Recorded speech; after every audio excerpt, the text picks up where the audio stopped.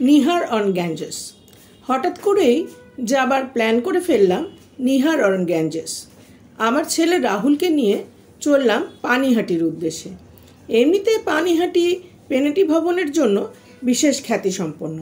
স্বয়ং রবীন্দ্রনাথ থাকতেন এই বাসভবনে। এখন এটি মহিলাদের হোম। শুরু করলাম জার্নি মেট্রোতে। একেবারে দক্ষিণেশ্বরে নেমে গাড়ি বুক করে চললাম গন্তব্যস্থলে। অভ্যর্থনা হলো ওয়েলকাম ড্রিঙ্কস দিয়ে, তরমুজের শরবত ও মিষ্টি সহযোগে। ভরপুর মন নিয়ে রিসোর্টটি দেখার প্রস্তুতি নিয়ে পুরো রিসোর্টটি ঘুরে দেখে ফেললাম। ছোট্ট জায়গার মধ্যে অসাধারণ সুন্দর সাজানো। পাশে বয়ে চলেছে গঙ্গা নদী।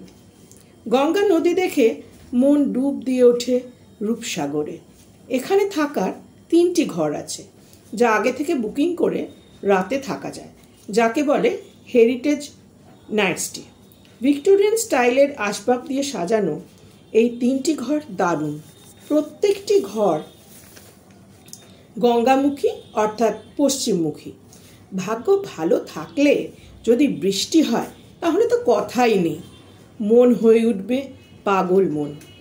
যাই হোক, নিহারিকা দেবীর নামে এই বাড়িটি তৈরি করেছিলেন তার স্বামী, তাই নিহার নামটি স্মৃতি হিসাবে রাখা হয়েছে।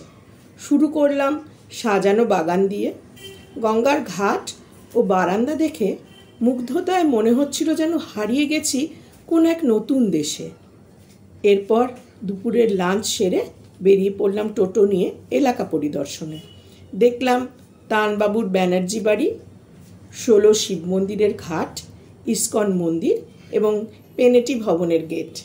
লাঞ্চ ছিল পুরোপুরি বাঙালিয়ানা।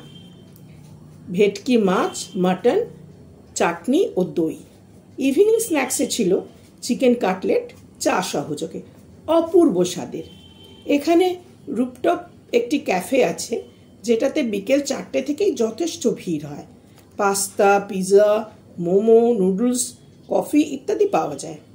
ক্যাফেতে একটু ঘুরে রওনা হলাম বাড়ির উদ্দেশ্যে। কলকাতার কাছাকাছি একদিনের ট্যুরে যদি কোথাও যেতে চান তাহলে যেতে পারেন নিহার অন গ্যাঞ্জেসে।